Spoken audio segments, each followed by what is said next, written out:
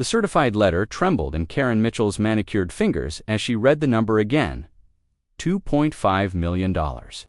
24 hours ago, she'd been the queen of Willowbrook Estates, wielding her HOA presidency like a weapon against anyone who dared step out of line.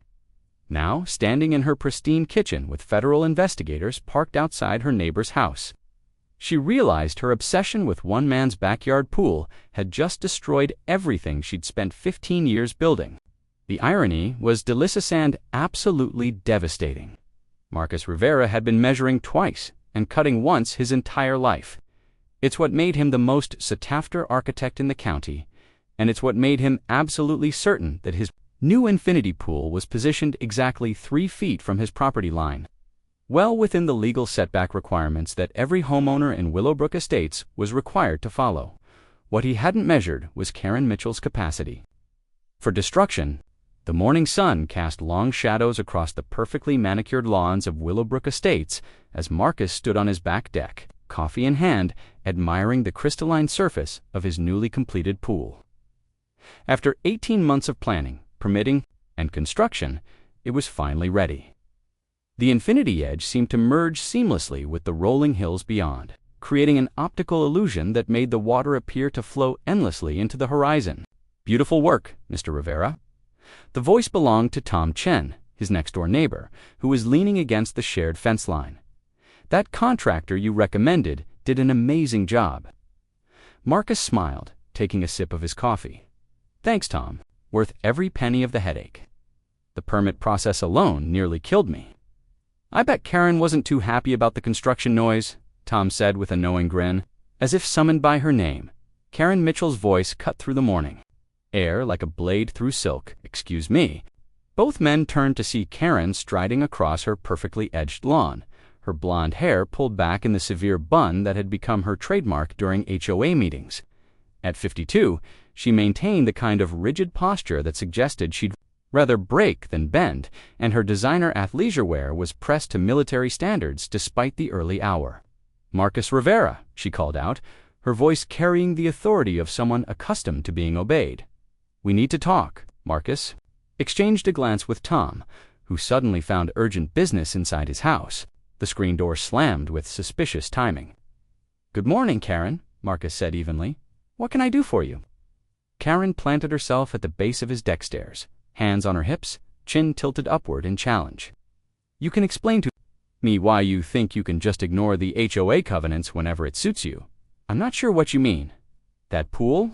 She pointed an accusatory finger at the water feature. "It's too close to the property line.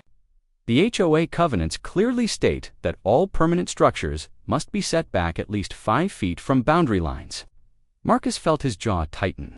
He'd been through this conversation in his head a dozen times, knowing it would eventually come. "Karen, I've reviewed the covenants extensively. The setback requirement is 3 feet for pools and water features. 5 feet is for buildings and permanent structures like sheds or gazebos."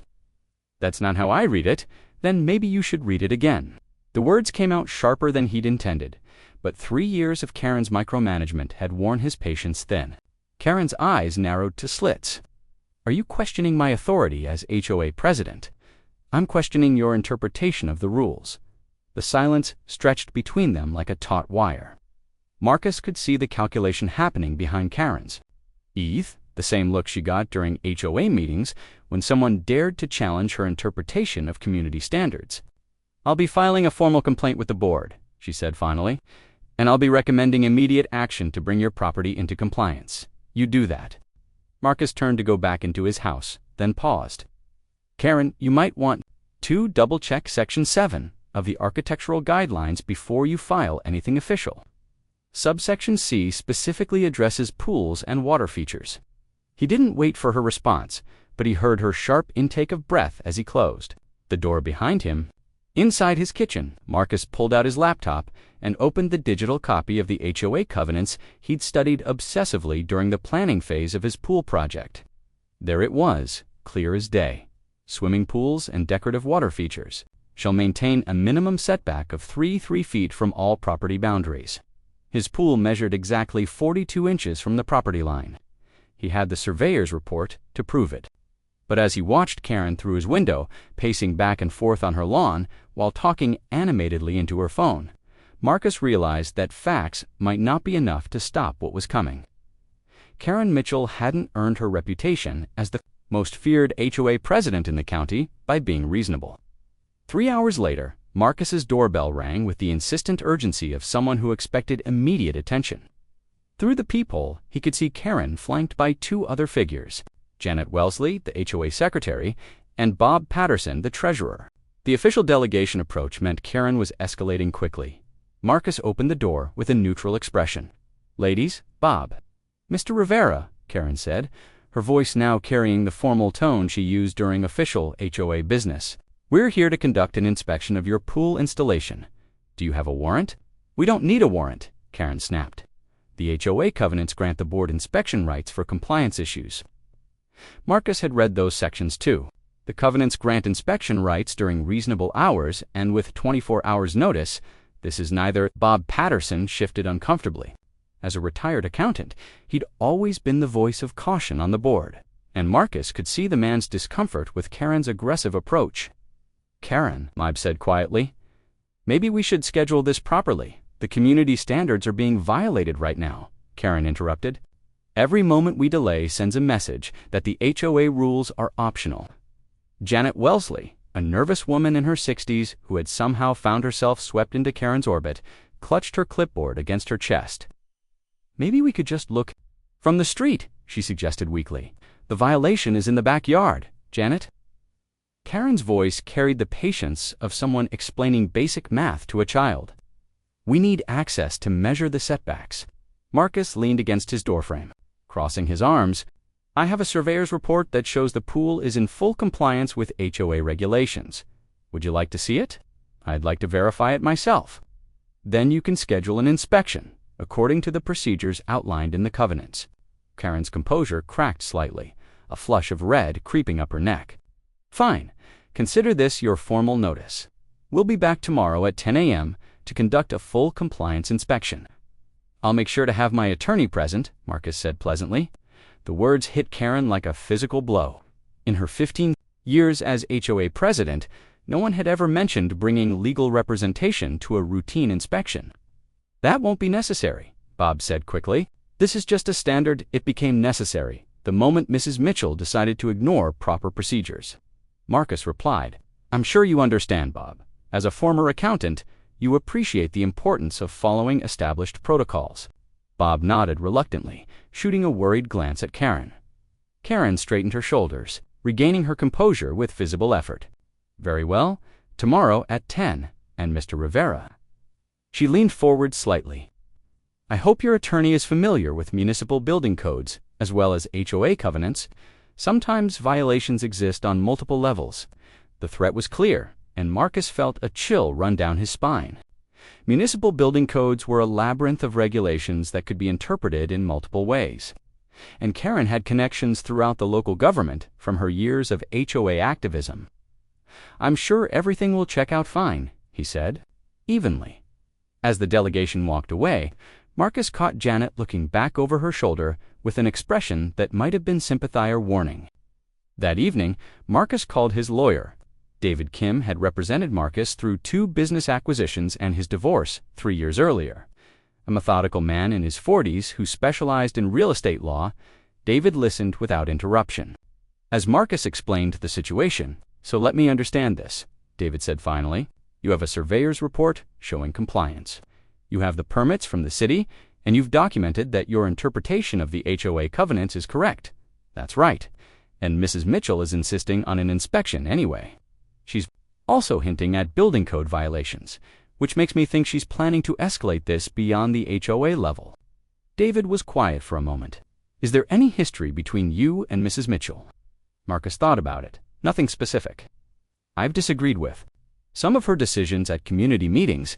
I voted against her landscaping mandates last year, and I was pretty vocal about the excessive fines she wanted to implement for minor violations.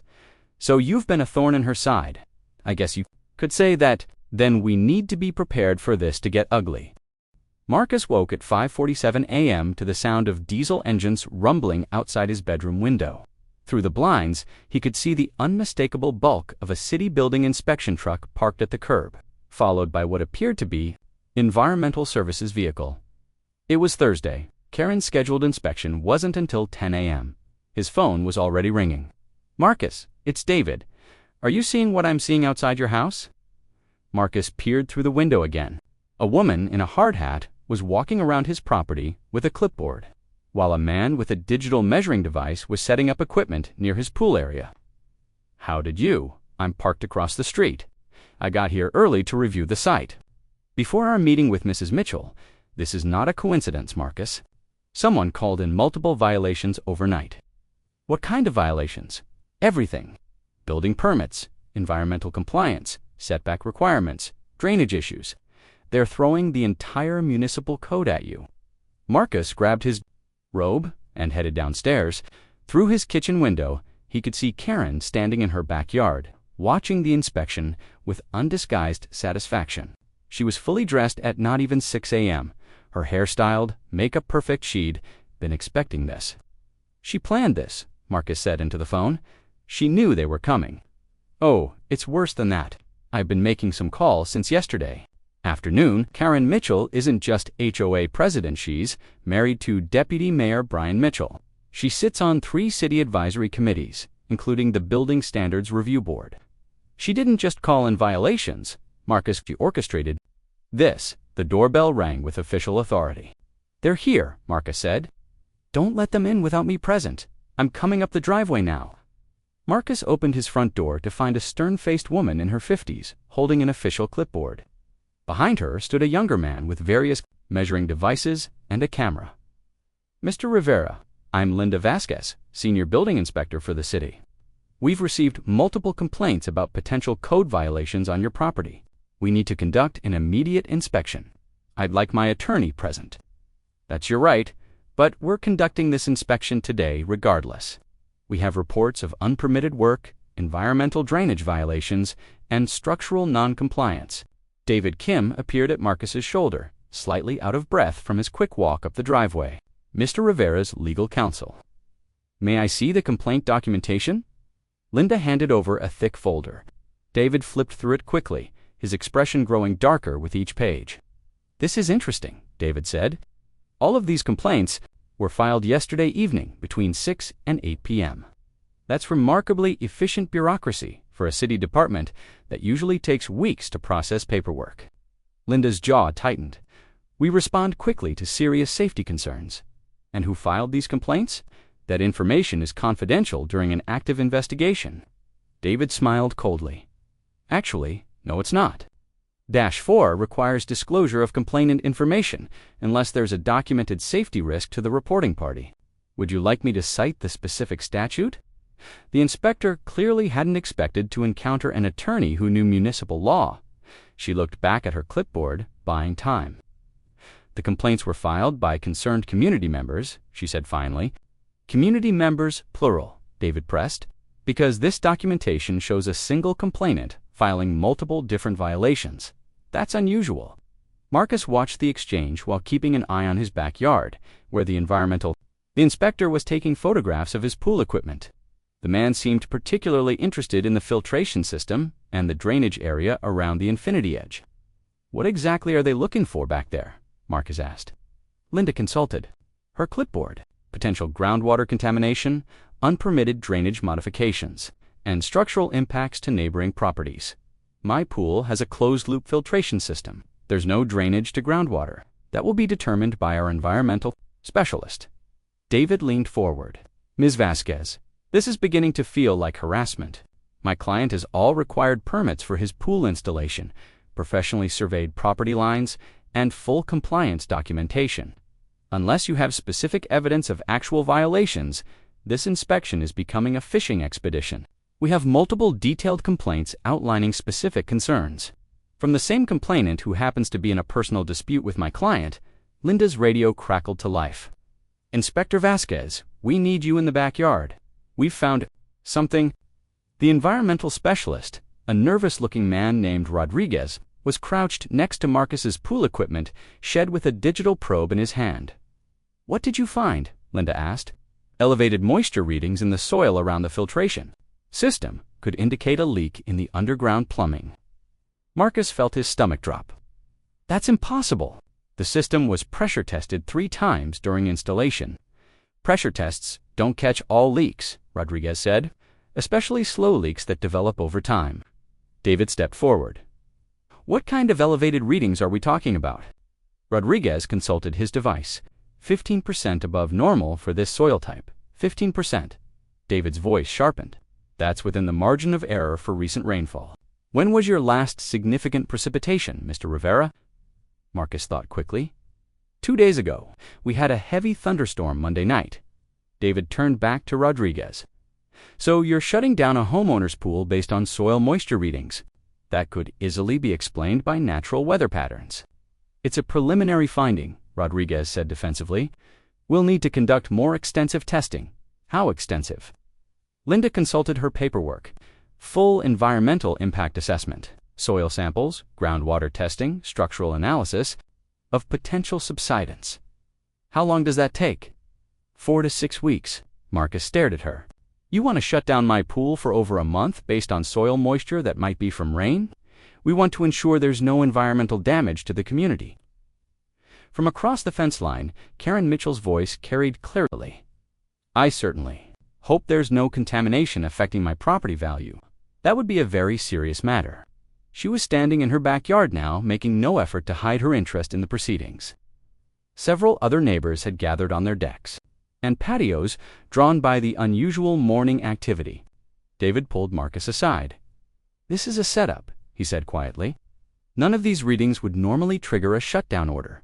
Someone with influence is pushing this through channels. What can we do? We fight it, but it's going to get expensive, and it's going to take time. The radio crackled again. Inspector Vasquez, we've got another issue. The structural engineer wants to look at the Infinity Edge, possible foundation concerns. Marcus watched a new official emerge from a white truck, this one carrying equipment that looked serious enough to belong on a construction site. This is insane, he said. Yesterday I had a pool. Today I have a federal investigation. Not federal, David corrected, but definitely coordinated. Someone spent a lot of time last night making phone calls and calling in favors. By their conversation, Karen Mitchell appeared at the fence line. Marcus, she called out with false concern, I do hope everything's all right. Such a shame when these issues arise. I'm sure you understand that as HOA president, I have to be concerned about anything that might affect property values in our community. Marcus stared at her across the fence. You did this? I reported legitimate concerns to the appropriate authorities. That's my responsibility as a community leader. You orchestrated this entire inspection. Karen's smile never wavered.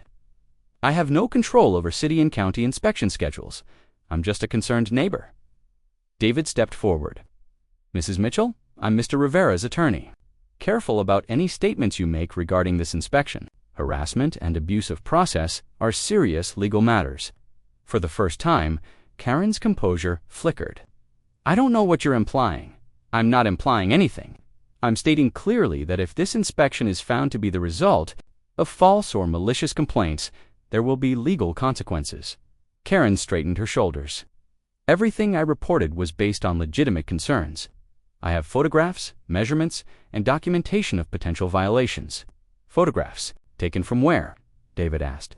Because if you trespassed on my client's property to gather evidence, I took photographs from my own property and from public areas. Then you won't mind sharing them with us. Karen hesitated for just a moment too long. I've provided all necessary documentation to the proper authorities, but not to the property owner, who's being investigated based on your complaints. That's not how the process works. David smiled. Actually, Mrs. Mitchell, that's exactly how the process works. Municipal code requires complainants to provide evidence to both the investigating authority and the affected property owner within 72 hours of filing. Would you like me to cite that statute as well? Karen's face flushed red. I don't need legal lectures from you. No, but you do need to follow the law, just like everyone else. The structural engineer chose that moment to approach their group. Excuse me. 24 hours after the inspection circus, Marcus received a call that would change everything. Mr. Rivera, This is Janet Wellesley from the HOA board. We need to talk. Marcus recognized the voice immediately. Karen's nervous secretary, who'd been part of the inspection delegation. But something was different now. The tremor in her voice had been replaced by something else. Determination. About what, Mrs. Wellesley? About what Karen's been doing. And about what she's planning to do next. Janet paused, and Marcus could hear her breathing heavily. Can you meet me somewhere private? I have documents you need to see. An hour. Later, Marcus sat across from Janet in a corner booth at Denny's, 3 miles outside Willowbrook Estates. The woman looked like she hadn't slept, her usually perfect silver hair disheveled, her hands shaking slightly as she clutched a manila envelope. I've been Karen's secretary for 8 years, Janet began, without preamble. I've watched her bend rules, intimidate homeowners, and abuse her authority. But what she's doing to you, ... it's criminal. She slid the envelope across the table. These are copies of emails between Karen and her husband Brian. They've been planning this for months. Marcus opened the envelope and pulled out a stack of printed emails. The first one was dated 3 months ago, before his pool was even completed. From kmhl@willowbrook-hoa.com to bmitchell@cityplanning.gov. Subject: Rivera problem Brian. The Rivera situation is getting worse. He's been questioning every decision I make, undermining my authority at board meetings.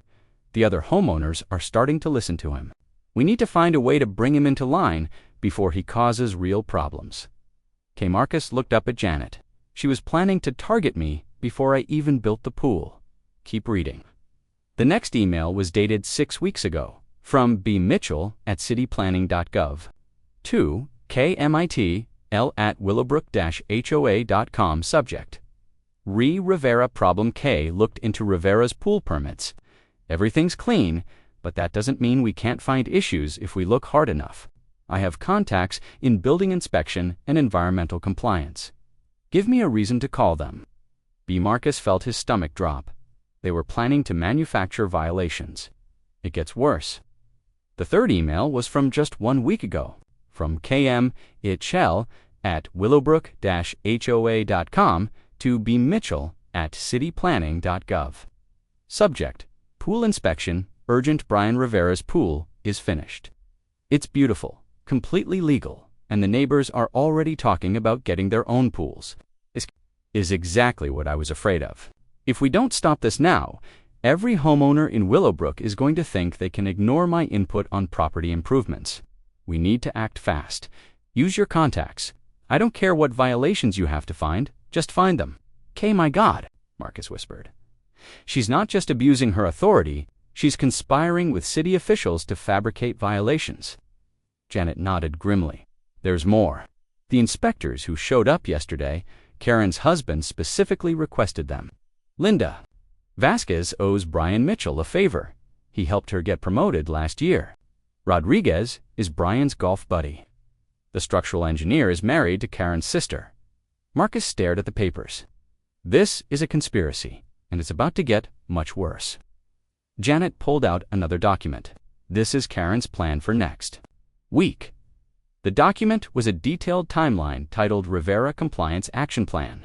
Marcus read it with growing horror. Monday, environmental shutdown order based on groundwater contamination concerns. Tuesday, structural engineering report citing foundation instability. Wednesday, HOA emergency board meeting to declare property in violation. Thursday, legal notice requiring pool removal within 30 days. Friday, lien filing against property for non-compliance.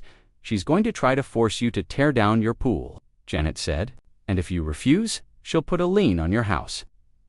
Marcus felt like he'd been punched in the gut. Can she do that?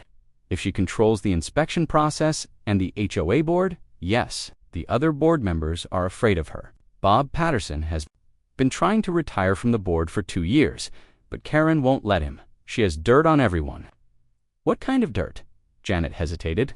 Bob's been skimming small amounts from the HOA maintenance fund to pay for his wife's medical bills.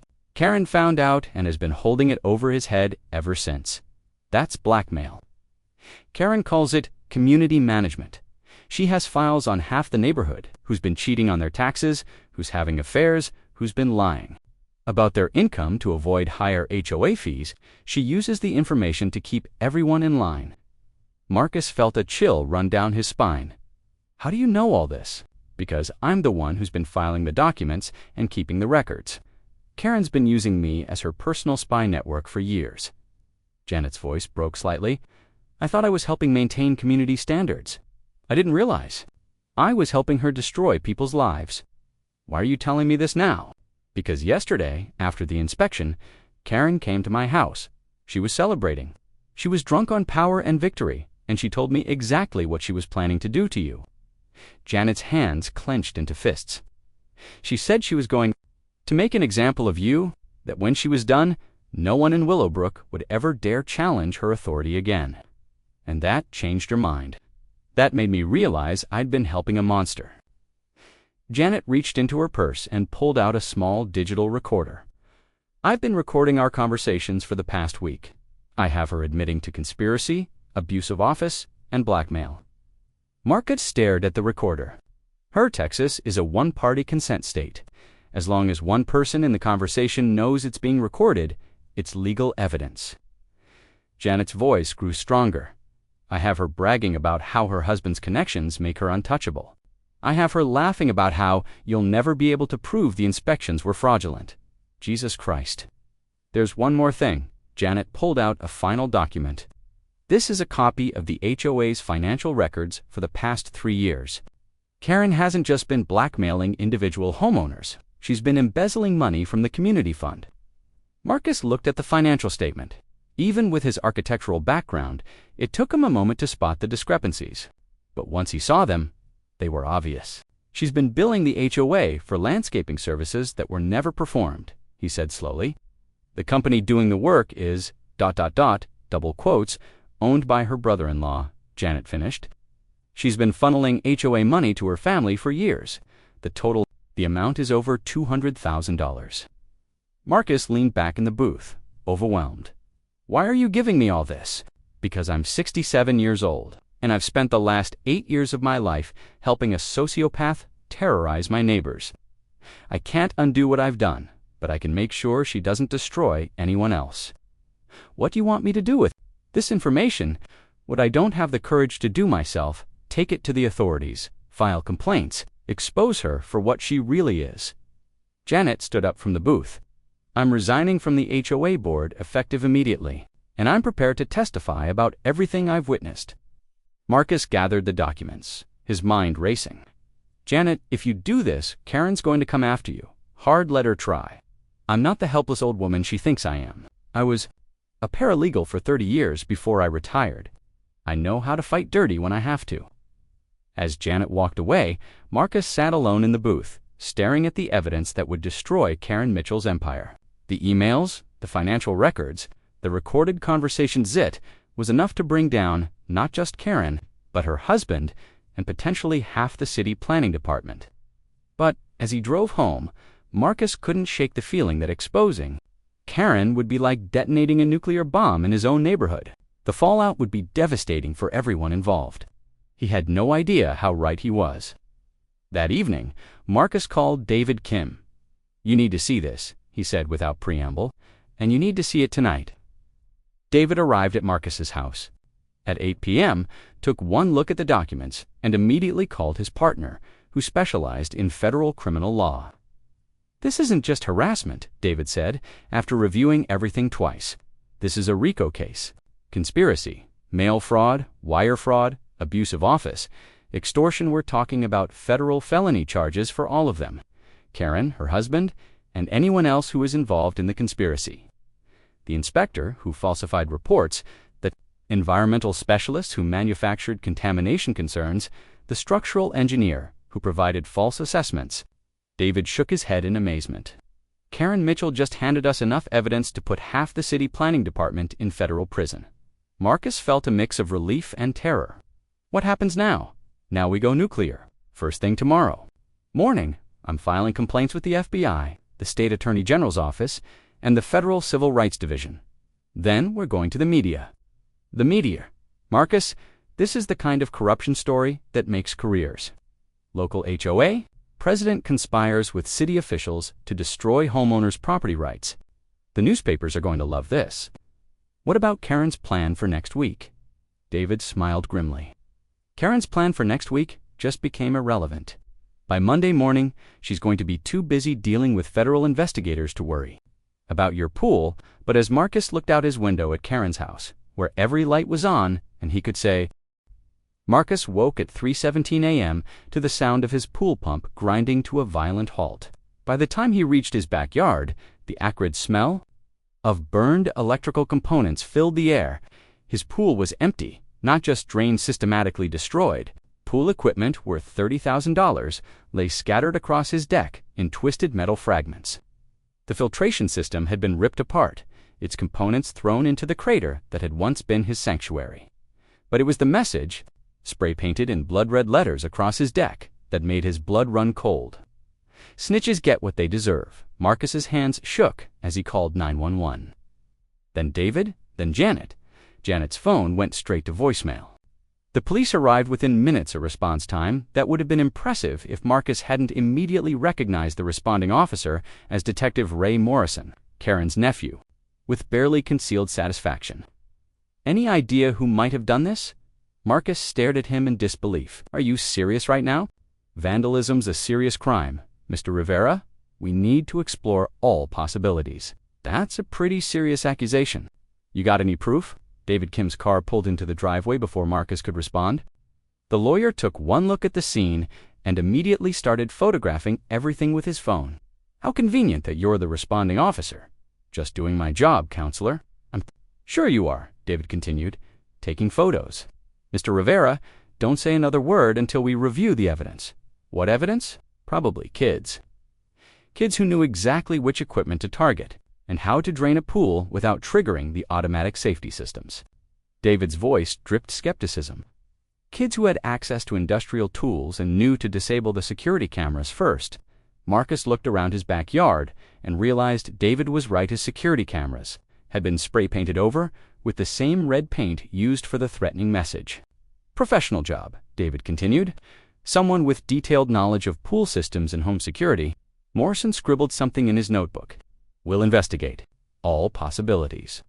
Will that investigation include interviewing your aunt about her whereabouts last night? I don't appreciate the implication. The implication is that your family member is facing federal charges for conspiracy and fraud. And now my client's property has been destroyed in what appears to be retaliation. David stepped closer to Morrison. I hope for your sake that you weren't involved in this investigation, Detective. Because obstruction of justice in a federal case carries serious penalties. Morrison's face flushed red. Are you threatening me? I'm informing you that federal investigators will be reviewing this case within hours. Every decision you make right now will be scrutinized by people who don't care about local family connections. As if summoned by David's words, Marcus's phone rang. Janet's voice was barely a whisper. Are you all right, Janet? Where are you? What happened? I'm at my sister's house in Dallas.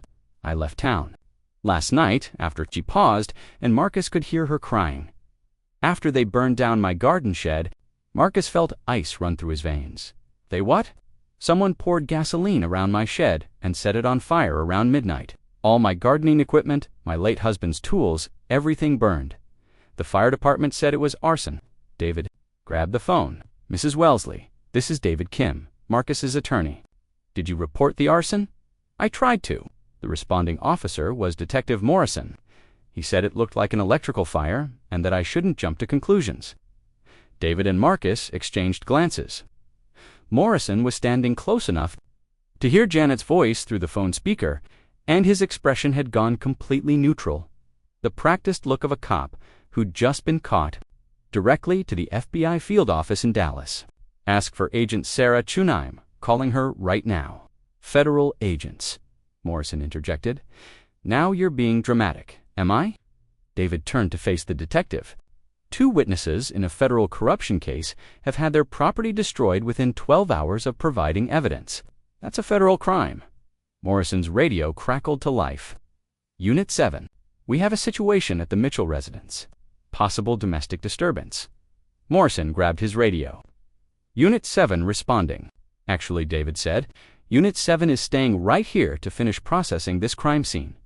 Mr. Rivera's property destruction is connected to an ongoing federal investigation, and this scene needs to be preserved for federal forensics. You can't tell me how to do my job. No, but Agent Chen can, and she'll be here within the hour. As if choreographed for maximum dramatic effect, Marcus's doorbell rang. Through his front window, he could see a black SUV with federal plates, parked at his curb. Agent Sarah Chen was a compact woman in her 40s with steel-gray hair and the kind of presence that made everyone in the room stand up straighter. She flashed her credentials to Morrison with barely concealed disdain. "Detective Morrison, I should have known we'd find you here." Morrison's face went pale. "Agent Chen, I was just responding to a vandalism call." "Vandalism?" Chen surveyed the destroyed pool with the expression of someone examining particularly revolting evidence. "Is that what we're calling witness intimidation these days? Rivera and that traitorous bitch Janet a lesson they'll never forget." Morrison stared at the phone in shock. "Where did that come from? Your aunt's land?" Chen smiled coldly. "Turns out federal judges don't appreciate corruption conspiracies involving public officials. You've been recording Karen's phone calls. We've been recording everyone's phone calls, Detective Morrison." Marcus watched Morrison's face cycle through disbelief, fear, and resignation. As the full scope of his situation became clear, "That call you received at 2:30 a.m. Chen continued conversationally. "We have that recorded, too." Morrison's hand moved unconsciously toward his weapon, then stopped as he realized he was surrounded by federal agents who had appeared with silent, "You're under arrest for conspiracy to obstruct justice, witness intimidation, and violation of civil rights under color of authority." As federal agents handcuffed Morrison and read him his rights, Marcus felt a surreal sense of unreality. 24 hours ago, this had been a neighborhood dispute about a pool. Now he was watching a police detective get arrested in his backyard, while federal agents processed his destroyed property as evidence in a conspiracy case. "Mr. Rivera," Agent Chen said, approaching him as Morrison was led away. "I apologize for what happened here. We should have anticipated retaliation. What happens now? Now we finish what your neighbor started." Karen Mitchell forced our hand. When she decided to intimidate federal witnesses, the U.S. Attorney's Office is filing federal charges this afternoon. For Karen Mitchell, conspiracy to violate civil rights. For her husband, conspiracy, abuse of office, and fraud. For Detective Morrison, obstruction of justice and civil rights violations. Marcus felt dizzy. RICO violations. Your HOA has been operating as a criminal enterprise for years. Mr. Rivera, the embezzlement, the blackmail, our way up the chain. The inspector who falsified your violations, the environmental specialist who manufactured contamination reports, the structural engineer who provided false assessments there, all facing federal charges. David stepped forward. "Agent Chen, what's the potential sentence exposure here? For the RICO charges alone, 20 years. Add in the witness intimidation and obstruction, and Mrs. Mitchell is looking at life in federal prison." Marcus stared. Across the fence line at Karen's house, where federal agents were now executing a search warrant, he could see Karen in handcuffs on her front lawn, screaming something about her rights while Agent Chen's partner read her the charges. "The fine mentioned in the news reports," Marcus said slowly. "The $2.5 million fine. What was that for?" Chen smiled grimly. The gunshot hadn't come from inside Karen's house. It had come from her backyard, where Brian Mitchell had just put a bullet through his own head, rather than face federal prison. Marcus watched in stunned horror as paramedics rushed toward Karen's property while federal agents maintained their defensive positions. Through the chaos, he could hear Karen's voice rising to a hysterical shriek that cut through the morning air like a siren. "You did this. You killed him. Marcus Rivera, you murdered my husband." Agent Chen pressed her earpiece, coordinating the response. "Suspect is barricaded inside the residence. Possible hostage situation. We have unconfirmed reports of neighbors being held hostages." Marcus felt his blood freeze. Which neighbors? Bob Patterson and his wife. They were helping Mrs. Mitchell with some paperwork when we executed the warrant. Now we can't raise them on the phone. David grabbed Marcus's arm. "We need to get you out of here. If Karen's having a complete breakdown, I'm not leaving." Karen's voice carried across the fence with supernatural clarity. She was standing at her kitchen window now, visible to everyone, holding what appeared to be a hunting rifle. Nobody leaves until Rivera pays for what he's done. Agent Chen spoke into her radio. Confirm visual on suspect. Armed with what appears to be a rifle. Initiating hostage protocols. Marcus stared at Karen through the window. Even at this distance, he could see that the composed, controlling woman who had terrorized the neighborhood for 15 years was gone. In her place was something feral and desperate, her hair wild, her movements erratic. Mrs. Mitchell, Agent Chen called out through a bullhorn. "This is the FBI. We need you to put down your weapon and come outside so we can talk." "Talk?" Karen's laugh was sharp enough to cut glass. "You want to talk? Bring me Marcus Rivera. Bring me the man who destroyed my life." "That's not going to happen, Mrs. Mitchell. But I can offer you something better. I can offer you a chance to tell your side of the story." "My side." Karen appeared at a different window now, the rifle clearly visible in her hands. "My side is that I spent 15 years building a perfect community. 15 years making sure property values stayed high and people followed the rules. And one selfish bastard with a pool destroyed everything." Agent Chen looked at Marcus. "She's completely delusional. She actually believes she was protecting the community." "Where are the Pattersons?" Marcus asked. Before Chen could answer, Bob Patterson's voice carried from inside Karen's house. "Please, Karen, let us go. We have grandchildren. Shut up." "Bob," Karen screamed, "you're part of this. You could have supported me. You could have backed me up when Rivera started causing problems. But no, you wanted to retire. You wanted to abandon your responsibilities." Marcus felt sick. Bob Patterson was 73 years old. His wife Margaret had been battling cancer for 2 years. They were being held hostage because Karen had finally snapped completely. "Agent Chen," David said quietly, "what are the protocols here?" "We try to de-escalate. We bring in negotiators. We wait for her to exhaust herself." Chen's expression was grim. "But with 2 elderly hostages and a suspect who's clearly having a psychotic break, our options are limited." "What if I talk to her?" Marcus asked. Both Chen and David stared at him. "Absolutely not," Chen said. "You're the focus of her rage. Putting you in her sightline could trigger her to Rivera." Karen's voice cut through their conversation. "I know you're out there. I can see you hiding behind the FBI like the coward you are." Marcus looked across the fence line and realized she was right. He was clearly visible from her kitchen window. "She can see me anyway." 15 years, Karen continued, her voice breaking now. 15 years I kept this community safe. I kept the riffraff out. I maintained standards. And you couldn't just follow the rules." "The rules she made up," Marcus said quietly. "The rules she changed whenever it suited her." Agent Chen's radio crackled. "Agent Chen, this is the hostage. Negotiator. I'm en route, but ETA is 45 minutes. How's the situation?" Chen looked at Karen, who was now pacing back and forth at the window, the rifle swinging wildly in her hands, deteriorating rapidly. "Suspect is highly agitated and increasingly unstable, Rivera," Karen screamed again. "Come out here and face me. Face what you've done."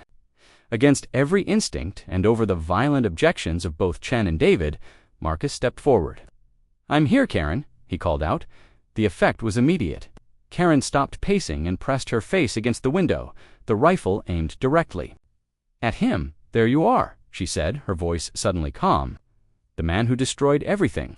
"I didn't destroy anything, Karen. I built a pool. You defied me." The composure shattered as quickly as it had appeared. "You questioned my authority. You made other people think they could ignore the rules." "What rules, Karen? The ones you made up to control people?"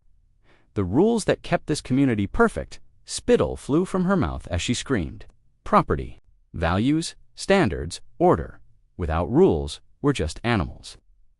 Marcus felt a strange calm descend over him.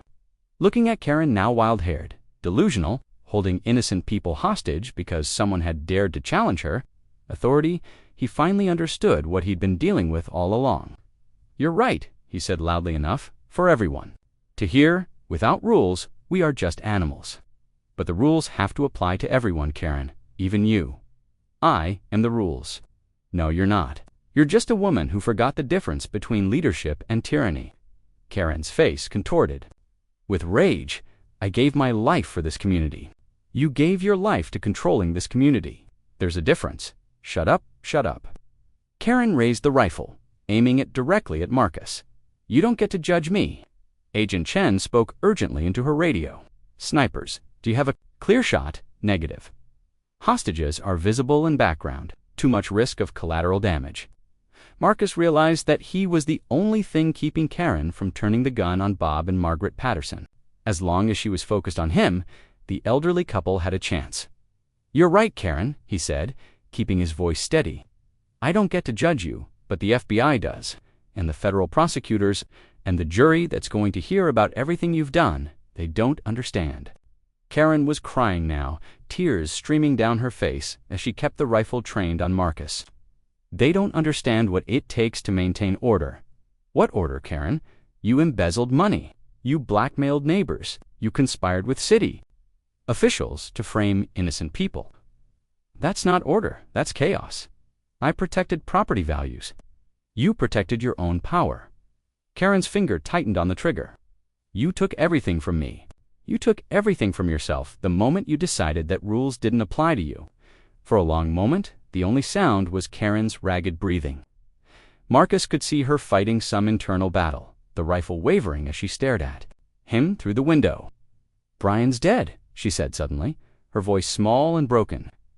My husband is dead because of you.